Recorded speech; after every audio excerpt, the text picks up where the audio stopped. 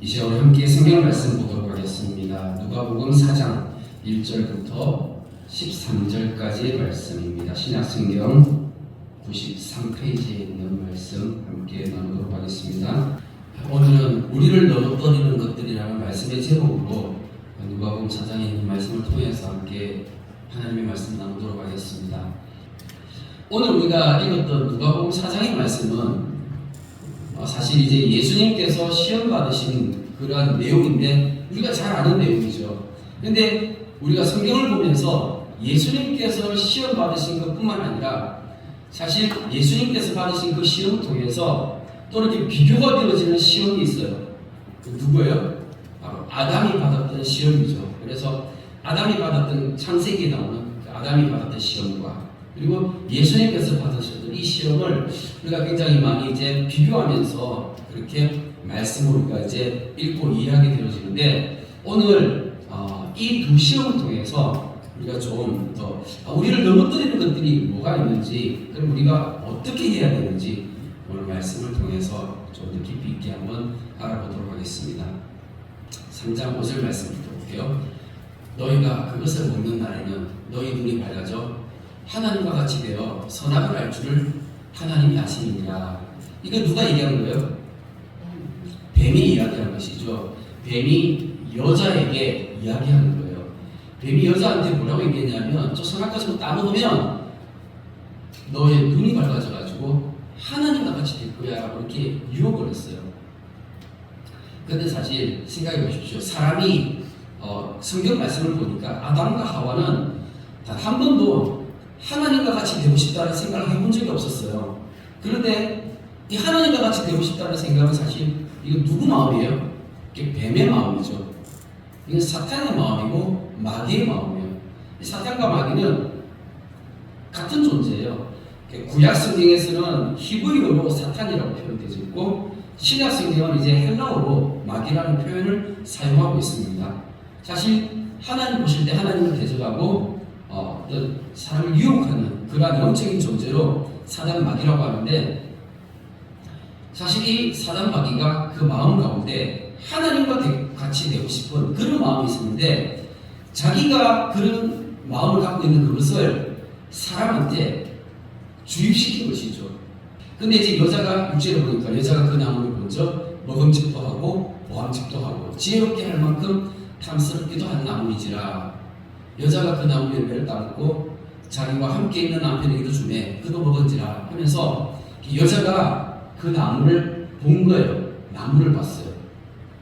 나무를 보는데 근데 우리 한글 성경에는 사실 이 눈이라는 단어가 안 나와 있는데 그런데 히브리어 원문을 보니까 이 눈이라는 단어가 아인이라는 히브리어인데 근데 이 분명히 보암직하다 여기에 눈이라는 단어가 나와 있어요.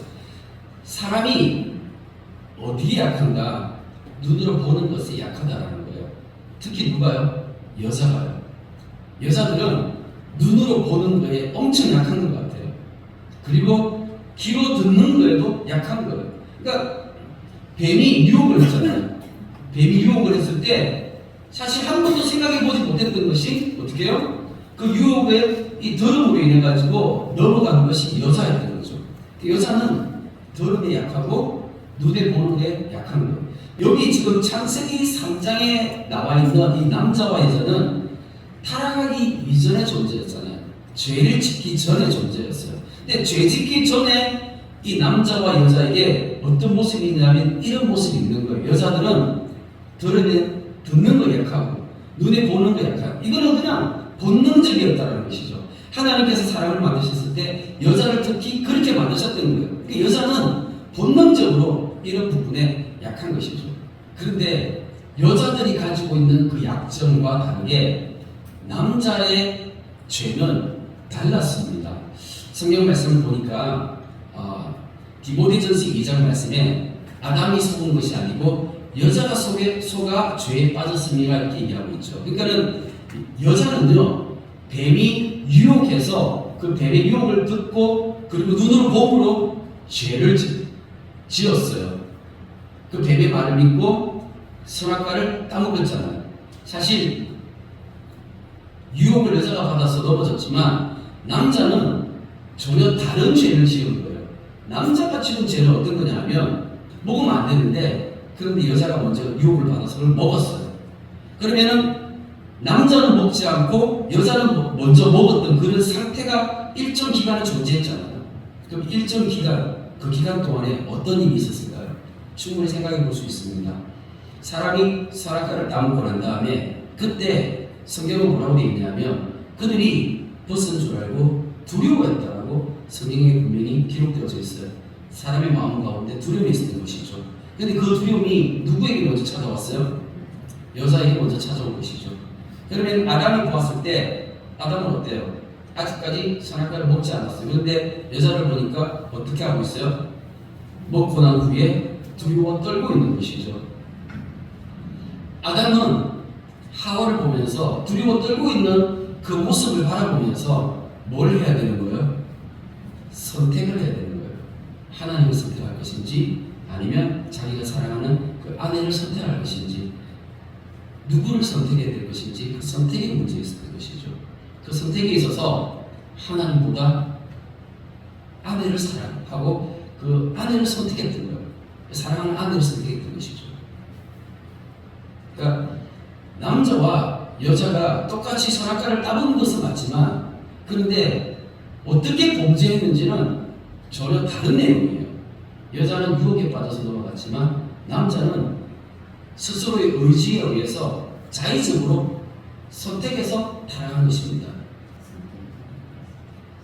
선택해서 자의적으로 타락한 것이 훨씬 더 나쁜 것이죠. 사실 아담이 진짜 해야 될 것은 두려움을 떨고 있는 그 아내를 하나님 앞으로 데려가서 그리고 하나님께 은혜를 구했어야 되죠.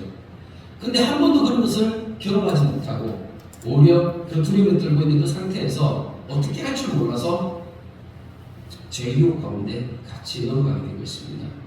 이 에덴 동산에서 아담과 하와 외에 또 다른 영적인 존재가 있어서 같이 타락하고 범죄했던 존재들이 있었습니다. 에스겔서 28장 12절부터 한번 살펴볼게요. 인자야 두루 왕을 위하여 슬픈 노래를 지어 그에게 이르기를 주 여호와의 말씀에 너는 완전한 도장이었고 지혜가 충족하며 온전히 아름다웠도다. 네가 이쪽에 하나님의 동산 에덴에 있어서 여기 말씀해 보니까 이 두루 왕이라는 사람이 나오는데 이 사람이 옛날에 어디 있었다고요? 하나님의 동산 에덴에 있었다는 거예요. 그 에덴에 누가 있었어요? 아담과 하와 외에 누가 있었어요? 사실 아담과 하와밖에 없었잖아요. 그죠? 사람은 아담과 하와밖에 없었어요. 그런데 여기에 에스겔서 28장에 보니까 두루 왕이 에덴에 있었다고 얘기하는 거예요. 근데 사실 실제로는 두루 왕이 저기 있었던 게 아니었어요. 근데 성경에 사탄이 넘어간 것, 마귀가 범죄하고 타락하게 된 것을 두루 왕을 보니까 두루 왕이 너무 이게 마귀가 이렇게 범죄한 것이랑 너무 닮은 거예요. 그래서 두루 왕과 마귀가 이 닮은 꼴이다 보니까 성경이 두루 왕이 이랬다라는 것을 마귀를 이렇게 빗대어 가지고 표현해 놨어요. 이 에스겔서 28장 말씀에. 그래서 마귀가 옛날에 이랬구나 우리가 추측할 수 있습니다. 지도를 보시면 오른쪽에 이스라엘 지도가 나오는데 이스라엘 북쪽에 보면 지중해 해안가에 두루와 시돈이라는 도시가 있어요. 그런데 이 두루라는 이 도시가 사실은 섬이에요. 왼쪽을 보시면 섬이잖아요, 섬. 그죠? 그러니까 바닷가에서, 그러니까 이 해안가에서 약간 700m 정도 떨어져 있는 섬이에요. 그런데 이 섬에 있다 보니까 여기 두루는 굉장히 적군이 쳐들어왔을 때 방어하기가 굉장히 좋은 거예요.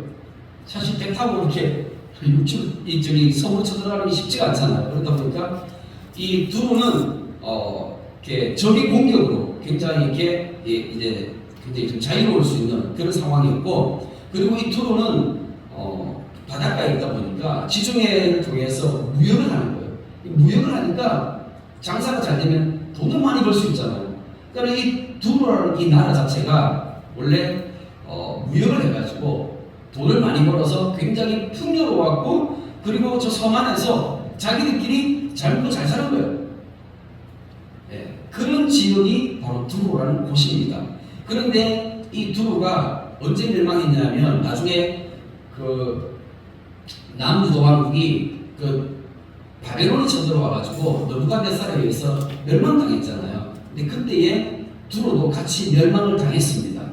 그리고 난 다음에 이제 나중에 알렉산더 대왕 때에 저 두로가 이렇게 삥 둘러싸서 헬라시대 때 저기를 완전히 이렇게 이 다리를 이제 넣은 거예요. 저 지금 이제 그림을 보시면 다리가 나와졌잖아요. 알렉산더 대왕이 다리를 나와가지고 그렇게 해가지고 저기를 완전히 이제 점령해버리는 그런 이제 상황이 생기게 되는데, 여하튼 두로는 고대에 굉장히 무역을 통해서 흥왕했었는데, 근데 이 잘 살고 흥왕하게 되면 마음이 어떻게 돼요? 교만해지겠죠. 그러한 내용이 이 에스겔서 28장에 있는데, 이게 에덴에 있었던 그 타락한 천사를 빗대어 가지고 에스겔서 28장 말씀에 이렇게 나와 있습니다.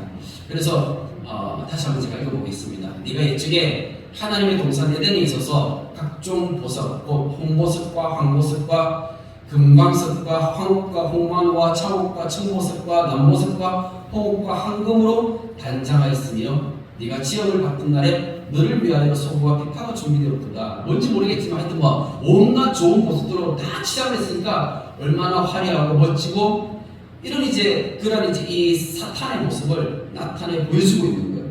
그러면서 여기에 너를 위하여 네가 지원받던 그날에 소고와 비파가 준비됐는데, 이 소고와 비파는 악기예요.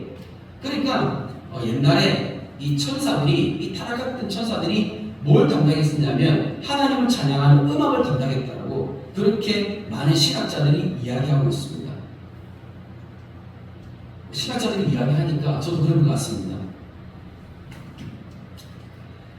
그러면서 14절에 너는 기름 부음을 받고 지키는 거룩이며 내가 너를 세움에 네가 하나님의 성산에 있어서 불타는 돌들 사이에 왕래하였도다. 네가 지형을 바꾼 날부터 네 모든 길에 완전하더니 마침내 네게서 불의가 드러났도다 하면서 여기 이 타락한 천사를 뭐라고 표현해놨냐면 지키는 거룩이라고 표현해놨어요.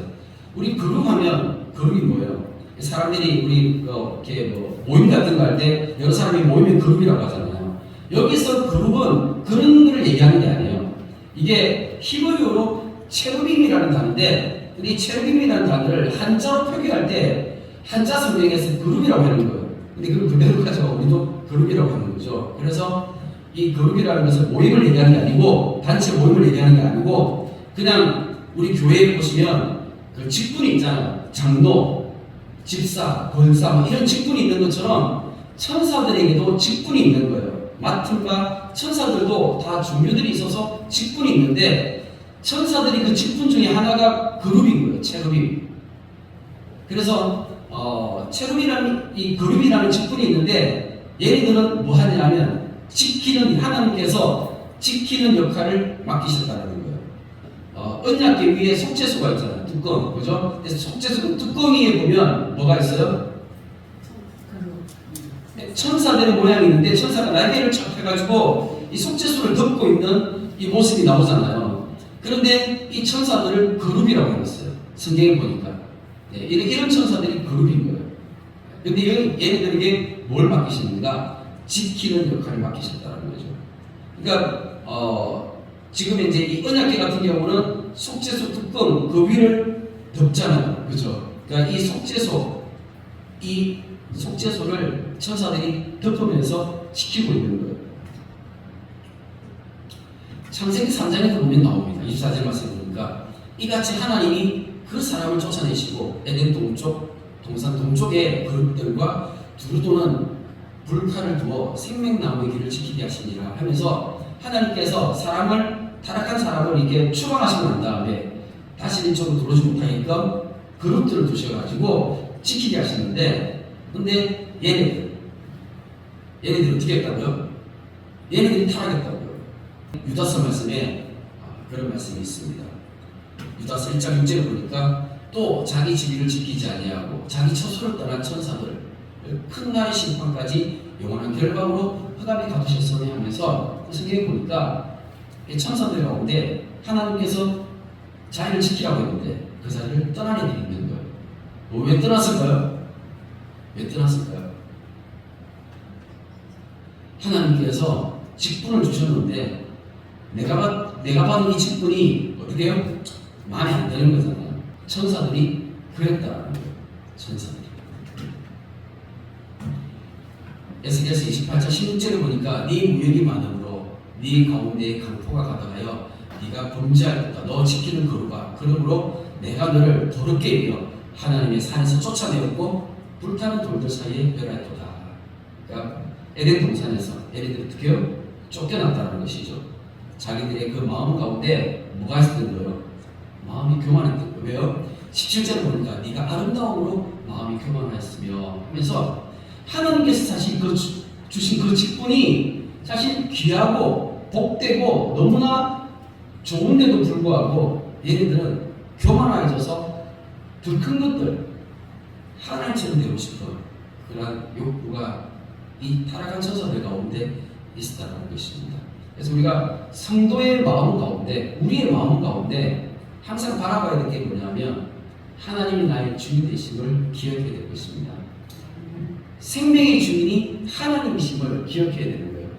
이거 기억하면 우리가 넘어질 일이 없습니다. 그럼에도 불구하고 사람들이 조금 내가 높은 위치에 가고 내가 조금 더 많이 가지게 되고 내가 조금 더 영광받으면 그러면 사람은 거기에서 너무나 많이 넘어지게 된다는 것을 성경이 가르쳐주고 있습니다.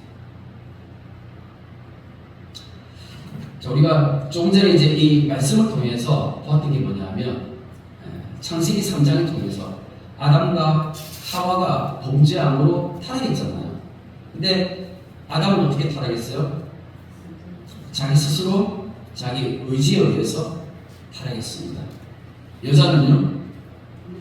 더 유혹받아서 듣고 보는 그 유혹에 의해 가지고 넘어졌어요. 천사들은요? 마음이 교만해져서 그렇게 타락했습니다. 이런 것들이 사실 우리에게 주는 메시지가 있습니다. 이들은 어떤 존재였냐면요, 사실 죽지 않고 영원히 살아가는 그런 몸이었거든요. 원래 사람은 하나님께서 처음 만드셨을 때 죽지 않고 영원히 살아가는 그런 몸이었잖아요.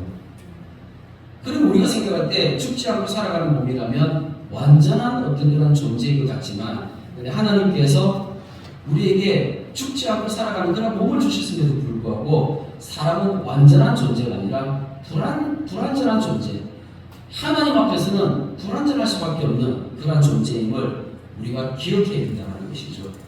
근데 오늘 우리가 읽었던 누가복음 4장 말씀에 보면 예수님께서 시험 받으셨어요. 예수님께서 왜 시험 받으셨을까요? 예수님 시험 받으셨잖아요. 예수님 시험 받으신 게 마태복음, 마가복음, 누가복음에 다 나옵니다. 근데 왜 예수님께서 왜 시험 받으셨을까? 예수님은 시험 받을 이유가 없습니다. 예수님은 우리와 같은 그런 불완전한 존재가 아니라 완전한 존재이시기 때문에 하나님의 아들이시잖아요. 그러면 시험 받을 이유가 없는데 그럼에도 불구하고 예수님께서 시험 받으신 것은 이유가 있어요. 그 이유가 뭐냐면 앞뒤 문맥으로 이렇게 보면 우리가 이해할 수 있습니다. 4장 1절 말씀을 보니까 예수께서 성령의 충만함을 입어 요단강에서 돌아오셨대요. 요단강에서 뭐 하셨는데요? 네? 세례요한을 통해서 세례 받으신 거예요. 예수님께서 지금 세례 받으시고 그리고 난 다음에 돌아오셨어요. 그러니까 세례 받고 난 다음에 그 다음에 예수님께서 시험 받으셨다는 겁니다. 이것을 통해서 우리가 알 수 있는 거죠. 이해가 되십니까? 세례 받으셨다는 것은 예수님이 세례 받으실 이유가 있으신가요? 예수님 세례 받으실 이유가 없죠. 근데 왜 세례 받으셨어요? 우리 때문에 예수님께서 본보기를 보여주신 거예요. 모델이 되어주신 거예요. 우리가 세례 받잖아요. 우리가 세례 받는데 왜 세례를 받죠? 내가 예수 그리스도의 제자가 되고 이제 나는 죽고 예수로 다시 살아가는 그런 어떤 모습을 이제 보여주시기 위해서 예수님께서 세례 받으셨는데 우리가 그 그대로 따라가는 거죠. 마찬가지입니다. 예수님께서 시험 받으신 것도 마찬가지예요. 마귀가 봤잖아요. 예수님 세례받을 때 하늘에서 소리가 났어요. 뭐라고요? 너는 내 사랑하는 아들이요 내 기뻐하는 자라. 하나님께서 친히 하늘에서 예수님을 통해서 말씀하셨을 때 그 자리에 누가 있었을까요? 당연히 눈에는 보이지 않지만 마귀들도 그걸 보면서 얼마나 놀랬겠어요. 와, 깜짝 놀랬겠죠. 보고 있었잖아요. 그런데 그런 존재를 마귀가 시험한다고요? 시험할 수 없는 존재를 알고도 시험했습니다. 왜냐하면 예수님은 사람의 몸을 입고 계시기 때문에, 사람의 몸을 입고 있는데 우리 때문에 우리에게 본을 보여주신 거예요. 이 땅 가운데 살아가는 사람들, 그 가운데 이제 예수님 믿고 살아가는 우리들, 예수님께서 세례받고 난 다음에 시험 받으셨잖아요. 마찬가지 우리도 이제 세상 가운데 살다가 교회로 와서 세례받고 예수님 믿고 나는 이제 하나님의 자녀로 살아갈 거야 라고 고백한 우리에게 모델이 되어주시기 위해서 예수님께서 시험을 받으셨습니다. 예수님께서 시험 받으셨는데 몇 가지 종류로 시험 받으셨습니까? 3가지 종류로 시험을 받으셨어요. 그런데 사실 성경을 잘 모르면 이 3가지가 잘 이해가 되지 않습니다. 도대체 예수님께서 이 3가지를 왜 시험 받으셨을까? 이 3가지를 어떻게 설명할 수 있을까? 가장 쉽게 설명하면 이겁니다. 하나님께서 사람을 만드셨을 때 어떻게 만드셨어요? 어떤 존재를 만드셨어요? 어떻게 만드셨어요? 하나님의 형상을 닮아서 사람을 만드셨는데 사람은요 영과 혼과 몸으로 되어 있습니다. 맞습니까? 하나님께서 사람을 만드셨을 때 맨 처음에 만드셨을 때는 흙을 가지고 어떻게 만드셨어요? 먼저 몸을 만드셨죠. 몸을 만드셨고 그 다음에는요 하나님께서 그 몸에게 그 코에 생기를 불어넣으셔가지고 사람이 생혼이 되었어요. 우리 가지고 있는 이 한글 성경에는요 번역이 잘못됐어요. 잘못돼가지고 생령으로 번역이 되어져 있어요. 생령으로 번역이 되어져 있는데 근데 원래 히브리어로 보면 생혼, 살아있는 혼으로 되어 있어요. 살아있는 혼으로 되어 있어요. 그런데 신기한 건 뭐냐면 제가 진짜 이해가 안 되는 게 고린도전서 15장 45절 말씀 보면 기록된 바 첫사람 아담은 생명이 기록함과 같이 하면서 여기 고린도전서 15장에도 보니까 첫사람 아담이 생명이라고 이렇게 번역을 해놓은 거예요. 제가 이제 헬라어를 보니까 헬라어는 어떻게 되어 있을까요? 생혼으로 되어 있습니다. 생혼. 그러니까 성경은 분명히 영과 혼과 육을 구별해 두고 있어요. 영과 혼은 전혀 다르게 사용되어져 있습니다. 그런데 우리 한글 성경에 번역할 때는 이거를 막 뒤섞여가지고 엉망으로 번역을 해놨어요. 그래서 한글 성경을 보면 영과 혼을 분별할 수도 없을 뿐더러 그냥 영혼 같은 그런 존재로 우리가 그냥 보통 사람들이 세상 사람들이 다 그냥 영혼이라는 말을 많이 사용하잖아요. 그러면서 그냥 그 영혼이라는 어떤 그런 개념으로 그냥 이해하게끔 그렇게 되어져 있어요. 그런데 그건 정말 잘못된 것입니다. 성경은 분명히 영과 혼을 구별해 놓고 있으며 영혼이라는 단어 자체가 없어요. 영이면요 혼이면 혼인 거예요. 그러면 영은 무엇이고 혼은 무엇인가? 이게 중요한 거죠. 혼이 뭐예요? 혼은 내 속에 있는 나의 자아거든요. 좀 어려운 말로 하면 나의 자아인데 이거를 좀 쉽게 설명하면 내가 지금 생각하고 있고 나는 고집 있죠. 고집 있으세요? 없으세요? 고집 있죠. 우리 고집 있는 그거를 의지라고 하잖아요. 그죠? 나는 의지가 있어서 고집이 있는 거예요. 이런 고집, 그 다음에 성격, 기질 이런 것들 있잖아요. 이런 것들이 전부 다 뭐라고요? 내 혼의 영역인 거예요. 혼의 영역. 그래서 이렇게 몸과 혼이 연결되어져 있기 때문에 사람은 이렇게 몸과 혼이 연결되어졌을 때 사람인 거죠. 사람이 생각이 없으면 어떻게 되는 거예요? 죽은 사람인 거죠. 그럼 영이 뭐예요? 영은 하나님의 말씀이에요. 말씀이 내 속에 들어와서 살아있을 때 그때에 내 속에 영이 살아있는 거예요. 때로는요 사람의 속에 하나님의 영이 들어오는 것이 아니라 악한 영이 들어올 때 거짓의 영이 들어올 때도 있습니다. 예를 들어서 지금 첫사람 하와가 어떻게 했어요? 거짓의 영이 들어왔을 때 어떻게 했습니까? 그 거짓의 영이 살고 하나님의 영이 죽어버렸잖아요. 하나님의 영이 무엇인데요? 그 선악과를 따먹으면 정령 죽으리라 말씀하신 그 말씀이 하나님의 영이었거든요. 그 말씀이 아담과 하와의 마음 가운데 딱 새겨져 있었잖아요. 살아있다가 오늘 갑자기 거짓의 영이 들어왔어요. 뱀이 와가지고 거짓말했죠. 먹어도 죽지 않아. 그거 먹으면 너희 눈이 맑아져. 하나님과 같이 될 거야 라고 거짓말했던 거예요. 근데 그 거짓의 영이 살아있으니 어떻게 해요? 내가 그걸 선악과를 따먹는 순간 내 속에 있었던 영이 죽어버린 거죠. 그래서 우리가 성경을 통해서 영이 무엇인지 분별할 수 있게 될 것입니다.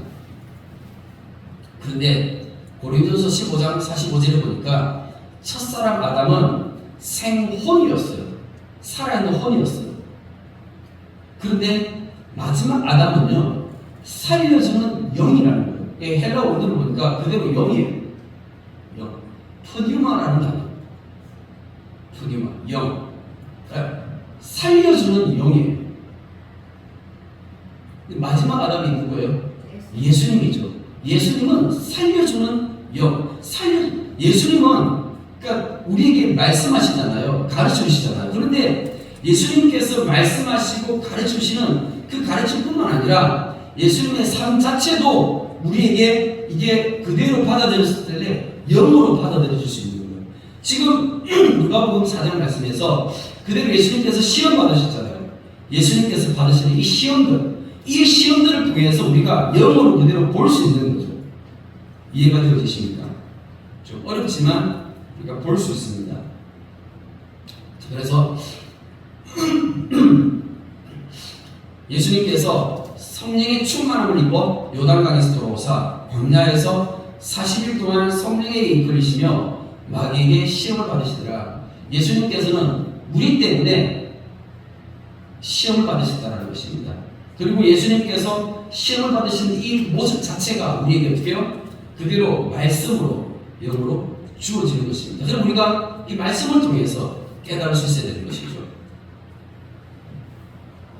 3절 말씀에 마귀가 이르되 네가 만일 하나님의 아들이거든 이 돌들에게 명하여 떡이 되게 하라.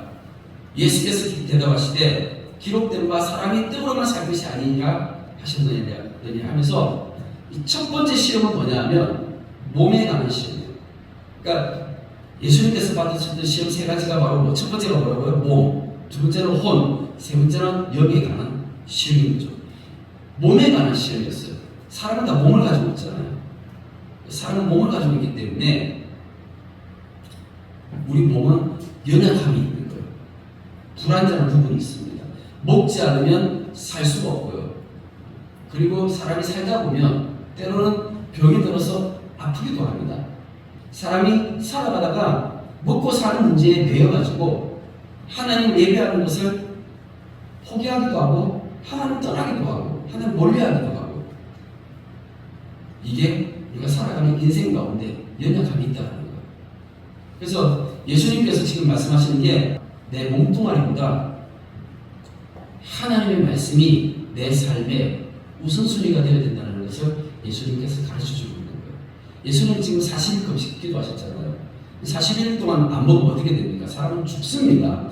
지금 죽기 일보 직전에 있는 예수님이 그 떡을 포기하시는 거예요.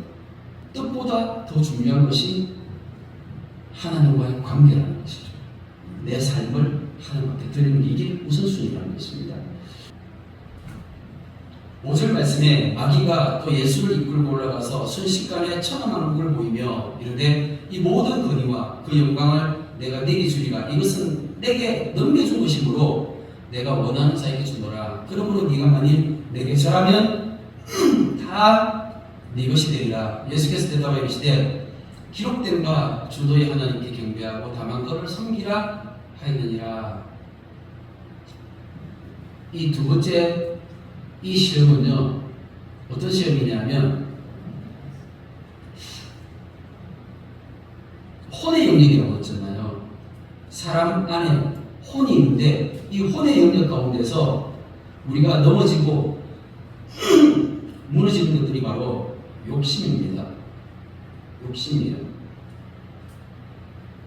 그런데 시험할 때 시험하는 자가 내게 절하면 내가 이것을 너한테 준다라고 얘기합니다. 예수님께서 이것을 이기시고 예수님께서 이것들을 극복하심을 보여주셨습니다.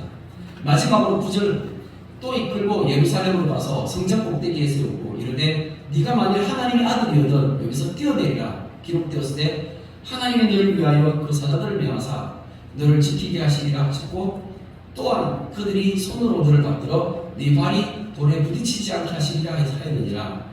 예수께서 대답하여 이르시되 주 너희 하나님을 시험하지 말라 하느니라. 매우 좀 어렵습니다. 마귀가 예수님을 어디로 데려갔냐면 성전 꼭대기에 데려갔대요. 성전이 어떤 곳입니까? 성전은요 종교의 영역이죠. 그렇지 않습니까? 종교 행위가 이루어지는 곳이에요. 근데 그 종교 행위가 이루어지는 그 성전 꼭대기에서 예수님을 이렇게 유혹했는데 어떻게 유혹했냐면 성경 말씀을 가지고 유혹을 했어요. 아까 제가 말씀드렸죠. 영과 혼과 육이 있는데 영이 뭐라고요? 말씀이라고요.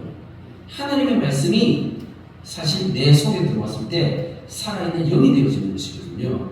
그런데 이 영을 가지고 누가 지금 장난치는 거예요? 마귀가 장난치는 거예요. 여기 10절 말씀, 11절 말씀 기록되었을 때 하면서 뒤에 이 말씀이 10편 91편의 말씀입니다. 10편 91편의 말씀은 어떤 내용이냐면 하나님께서 하나님의 사랑하는 자녀들, 하나님의 백성들을 보호하시고 돌보아주신다는 그런 내용의 말씀이에요. 예수님은 이 땅에 어떻게 오셨는데요?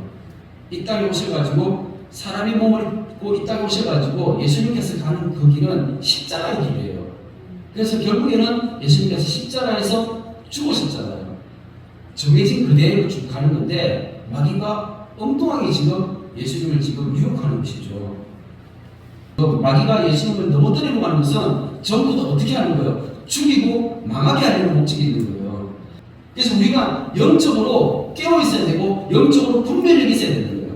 그걸 지금 말씀해 주고 있는 겁니다. 그래서 우리가 이 땅을 살아가면서 내가 이제 교회 나와가지고 내가 하나님의 자녀가 되었어요. 그럼 그때부터 우리에게 항상 주어지는 유혹들이 있다는 거죠. 우리 성도들이 받는 유혹들, 성도들이 받는 시험들, 그게 우리 몸에게 주어질 수도 있고 우리 마음, 생각, 혼에게 주어질 수도 있고 때로는 영적인 부분에서도 우리를 유혹하는 것들이 있다는 것을 하나하나 지금 우리에게 설명하고 가르쳐주고 있는 것입니다. 예수님은 이것들을 다 이기셔서 어떻게 해요? 말씀으로요. 성경 말씀을 가지고 말씀 하나하나를 가지고 이기셨다는 것입니다. 이 말씀이 우리에게 깨달아져야 되는 거예요. 하나님의 말씀을 우리가 바르게 듣고 보고 배우기 위해서는 굉장한 노력과 기도가 필요합니다. 하나님의 보호하심이 필요합니다. 왜 이런 것들을 우리에게 말씀하시는가? 그 이유가 있습니다. 예수님은요, 이 세 가지 시험으로 끝난 것이 아니라 13절 말씀에 보니까 마귀가 모든 시험을 당한 후에 얼마 동안 떠나니라고 얘기하고 있어요. 무슨 말이에요? 예수님께서 이 땅 가운데 계시는 그 평생 동안 항상 마귀의 유혹과 시험은 따라다녔다는 거죠. 마태복음 27장의 말씀에 보면 40절에 이르되 성전을 헐고 사활이 짓는 자여 네가 만일 하나님의 아들이거든 자기를 구원하고 십자가에서 내려오라. 예수님이 십자가 달려있어서 지금 죽으시는 중이에요. 그렇지 않아요? 예수님께서 십자가 달려 죽는 그 순간에도 마귀가 뭐하고 있다고요? 유혹하고 있다고요. 네가 만일 하나님의 아들이거든 네가 아까 지금 언제 하고 있는 거예요? 지금 예수님께서 처음에 40일 금식 기도하고 난 다음에 마귀로부터 시험받을 때 그때 듣던 그 유혹의 방법이잖아. 똑같이 지금 예수님께 하고 있는 거죠. 십자가에서 내려오라고 얘기하는 거예요. 근데 예수님께서 십자가에 내려왔다라고 가르치는 곳이 있어요. 어딘 줄 아세요? 이슬람교예요. 이슬람교는 그렇게 예수님께서 십자가에 달리셔서 죽지 않고 하나님께서 예수님 대신에 강유다를 십자가에 못 박아 죽겠다라고 그렇게 가르치는 곳이 이슬람교예요. 잘못된 가르침이에요. 그러니까 우리가 영적으로 분별할 수 있어야 되는 겁니다. 죽을 때까지 우리에게 이러한 유혹들, 이러한 시험들이 우리에게 계속 있기 때문에 우리는 끝까지 믿음을 지켜야 되고 끝까지 시험과 위기에서 이겨야 된다는 거예요. 사람들이 네가 지금 뛰어내리면 내가 믿겠다고 얘기하는데 사람들이 과연 믿었을까요? 아니, 예수님께서 십자가에서 뛰어내리시는 그 정도가 아니라 무덤에 들어가 죽으셔가지고 무덤에 들어가셔서 3일 동안 있다가 부활해서 나오셨어요. 그래도 사람들이 믿었나요? 안 믿었잖아요. 믿음은 하나님께서 우리에게 주시는 선물입니다. 내가 믿은 것도 내 힘과 내 능력으로 된 것이 아니라 하나님께서 나에게 이 믿음을 선물로 주신 거예요. 히브리서 4장 말씀에 우리에게 있는 대제사장은 예수님이시죠. 예수님은 우리의 연약함을 동정하지 못하실 것이 아니요 모든 일에 우리가 똑같이 시험을 받으신 이유인데 죄는 없으시니라. 예수님께서 이 땅 가운데 약 35년을 계시면서 그 기간 동안 우리가 똑같은 것들을 다 경험하셨다는 거예요. 예수님은 우리가 똑같이 시험을 받으셨지만 예수님은 죄가 없으신 분이세요. 죄를 짓지 않으셨다는 거죠. 그 모든 상황 가운데서도 하나님께 영광을 돌리고 하나님을 높여드리고 하나님만 바라봤다는 것입니다. 그러므로 우리는 긍휼하심을 받고 때를 따라 돕는 은혜를 얻기 위하여 은혜의 보좌 앞에 담대히 나아갈 것이니라 하면서 우리가 힘들고 어려운 모든 상황 가운데 우리가 몸과魂과 영적인 부분의 모든 부분에 있어서 우리는 연약하니까 넘어질 수 있고 쓰러질 수 있습니다. 하지만 그 가운데에서 어떻게 해요? 우리의 부족한 부분을 예수 그리스도로 채우자는 거예요. 이게 오늘 말씀인 것입니다. 히브리서 2장 18절 말씀에 그가 시험을 받아 고난을 당하셨은즉 시험 받는 자들을 능히 도우실 수 있느니라. 이 믿음을 가지시기를 축복합니다. 예수님께서 우리처럼 예수님도 모든 시험을 다 겪으셨기 때문에 그래서 이 땅 가운데 사시면서 다 경험해 보셨기 때문에 그래서 예수님이 우리를 어떻게 해요? 능히 도와주실 수 있다라고 성경이 그렇게 가르쳐주고 있습니다. 우리가 살아가면서 우리가 여러 가지 많은 유혹과 시험에 우리가 노출될 수밖에 없어요. 우리 연약한 존재이기 때문에 그때마다 이 말씀이 기억나서 예수님은 우리를 도우시는 분이시구나 기도하시고 믿고 붙잡으시기를 축복합니다. 아멘. 사랑해 주님 감사합니다. 오늘도 주님 예배를 통하여 또 말씀을 통하여 주님 우리에게 깨닫게 하여 주시는 하나님의 은혜가 있으니 감사를 드립니다. 주님 나는 연약하고 나는 부족한 존재임을 먼저 주님 앞에 고백합니다. 주님 내가 듣는 것으로 인하여 유혹받을 수 있고 내가 보는 것들로 인하여 또한 유혹받을 수 있으며 주님 내가 생각하고 또한 내가 온전하다고 내가 믿는 것들로 인하여 동일하게 주님 앞에 범죄할 수 있는 연약한 인생임을 먼저 주님 앞에 고백합니다. 주님 그렇습니다. 아담과 하와도 그 온전함에서 넘어지고 무너졌던 것처럼 주님 우리도 얼마든지 그럴 수 있는데 다시 한번 주님 이 말씀이 깨달아지게 하시고 이 말씀이 들려지게 하여 주시어서 나도 언제든지 넘어질 수 있기에 오히려 주님만을 바라보며 주님의 도우심을 구할 수 있는 믿음의 사람 되어지게 하여 주시옵소서. 우리가 이 땅을 살아가면서 정말 마귀는 우리를 유혹하는 그러한 존재임을 다시 한번 말씀을 통하여 보았습니다. 우리의 명과 혼과 육, 우리의 전인격을 온전히 공격할 수 있는 그러한 존재가 있음을 우리가 말씀을 통하여 또한 깨달았사오니 두려움과 떨림으로 주님의 도우심을 구할 수 있는 이 말씀의 능력을 힘입어 이 모든 것들을 이기며 믿음으로 살아갈 수 있는 그러한 하나님의 자녀가 되어지게 하여 주시옵소서. 그렇게 우리 주님의 교회를 지켜주시기를 기도하며 살아계신 예수 그리스도 이름으로 기도드립니다. 아멘.